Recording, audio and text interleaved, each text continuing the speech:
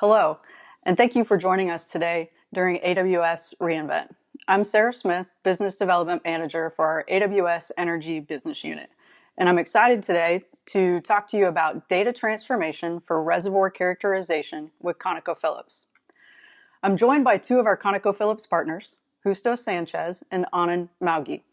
Justo brings over 28 years of IT experience, 7 with ConocoPhillips, to his role as a data analytics and systems specialist. He's a computer engineer by degree and balances his time in front of a screen with his hobby of painting, where his preferred medium is oil on campus.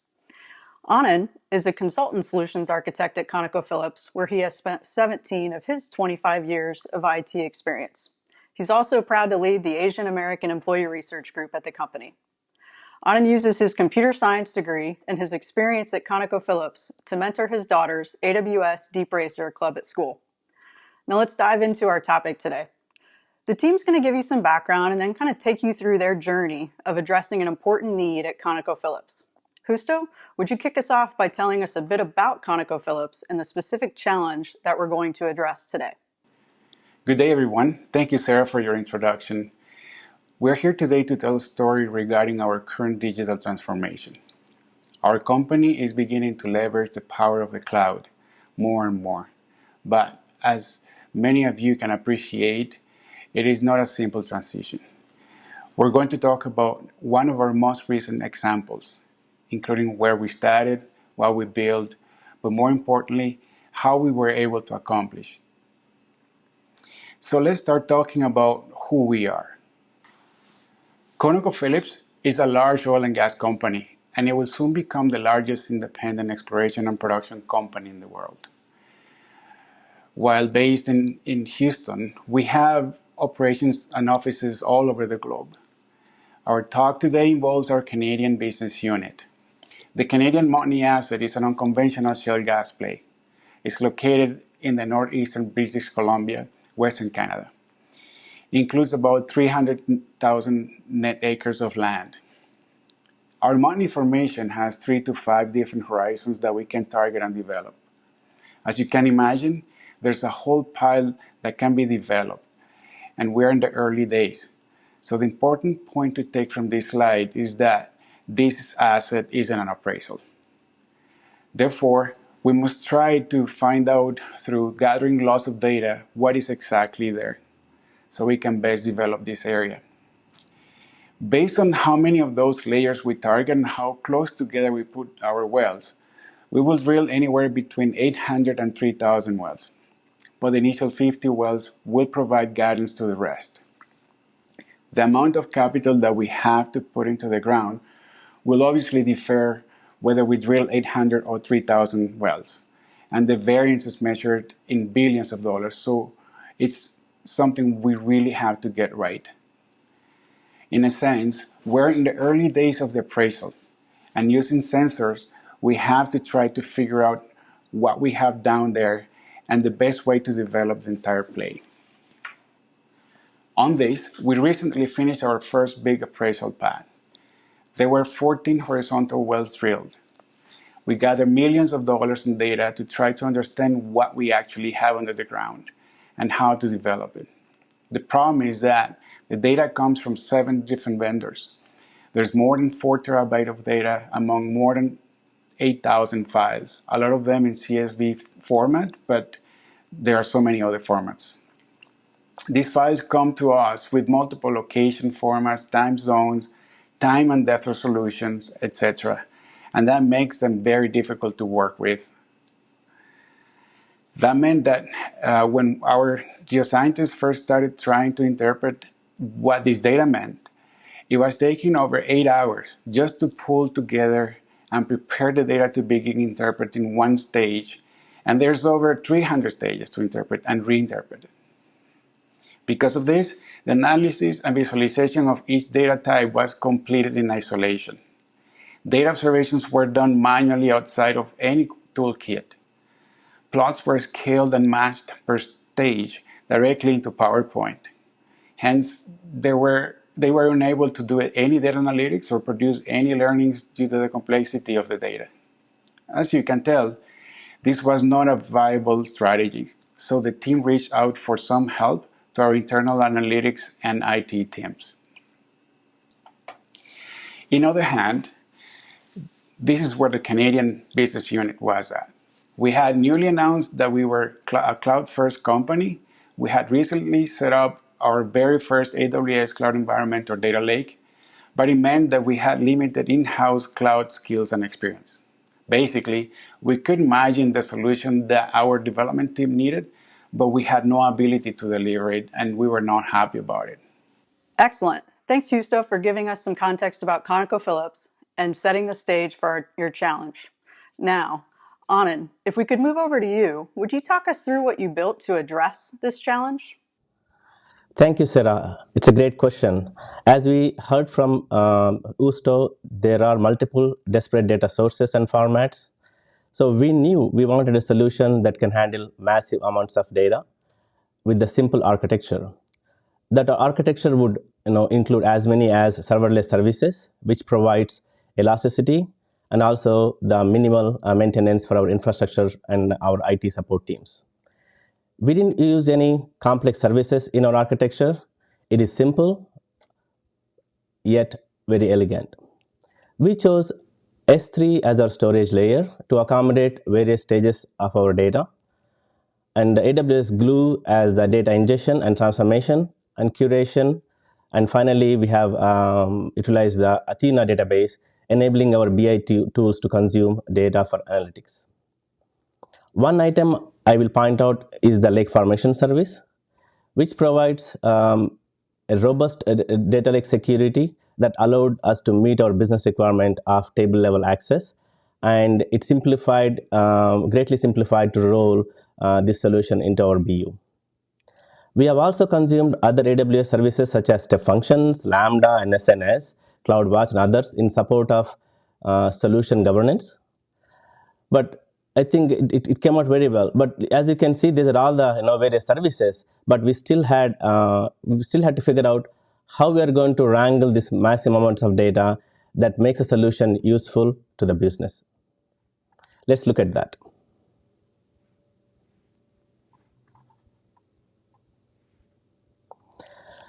So step one, here we ingest data into our S3 staging bucket from various source systems. And in the step 2 and 3, that's where the glue came in handy. And we aligned the data and the spatial and the formats and the resolution of the data. At the end, we also added the context, such as which part of the well is being fracked at any given time. And then stored finally this transform data into our curated bucket.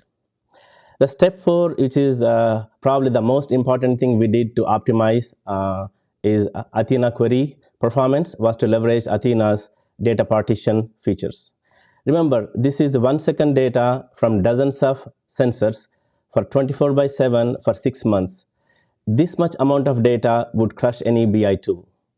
So we were able to aggregate data, letting geoscience efficiently navigate to specific events. Then once they start interpretation, they can get the more granular data.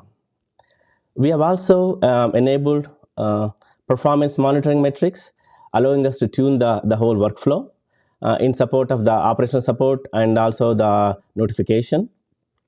Finally, we have made this solution result summary and the details available via Athena DB for existing enterprise BS tools to consume this data for the analytics. So remember how this used to take over 8 hours? Now they can view this relevant data just in seconds. So we have collaborated with the business customers to seek their feedback during this through a 10-week sprint project. And we were able to optimize the partition scheme based on their data analysis and consumption patterns. Now we have a solution that helps business, but what about the IT teams, which is ultimately responsible to manage it? So let's look at that. So as you can see on your right here, the architecture, which talks about the CI/CD, so which is the continuous integration and the continuous delivery, very useful principle and the mechanism to be able to develop and deploy the code. So we have decided to leverage the AWS's CI/CD services along with the CloudFormation for the infrastructure as code. So without this, the developing and deployment could take weeks. With these features, now we can even deploy in hours and even days and hours. That would drastically improve our capability to enhance the solution and the maintain solution by our IT support teams. So it also gives the ability to replicate and deploy the solutions to various business cloud environments, which to deliver the operational excellence with faster and better software release processes. So here are few more considerations that we did when we developed this CI/CD mechanism. We have employed a mechanism which is using the cross-account cloud deployer roles, which allowed us to for the developer to give freedom in the development access to build his resources and deploy as he wish through the approval processes. And we have also identified a common set of tags that are required to be incorporated with every resource that we deployed. So these tags would be useful for our cost analysis of each of the resources, and also in the long run, we'll be able to identify if we have to do a security mechanism or security architecture based on the tag values. We have also built templates from this project, which is the CloudFormation templates to deploy solution repository and the CI/CD pipelines. So we can quickly improve this workflow and repurpose this solution for other business solutions, because as we use the templates, it lets us make simple changes to the template, and we can reuse this the mechanisms and the code behind it for other project purposes. So basically, this architecture will allow us to scale. Thanks, Anand. Very helpful description of what you built. Justo, could you help us understand your approach on how you achieved what you built? Who was involved? How did you structure the development? And then where are you at today? We started with hosting a workshop that included COP business experts, IT members, advanced analytics, and the AWS teams. We defined the problem and discussed current processes and various data sources and quality of the data to assist in considering AWS existing services as part of the solution architecture design. We agreed upon the scope of the solution, and we came up with an initial reference architecture, basically a first best guess at what the architecture would look like, and it was something to build upon. We engaged then on a 10-week intensive sprint agile project.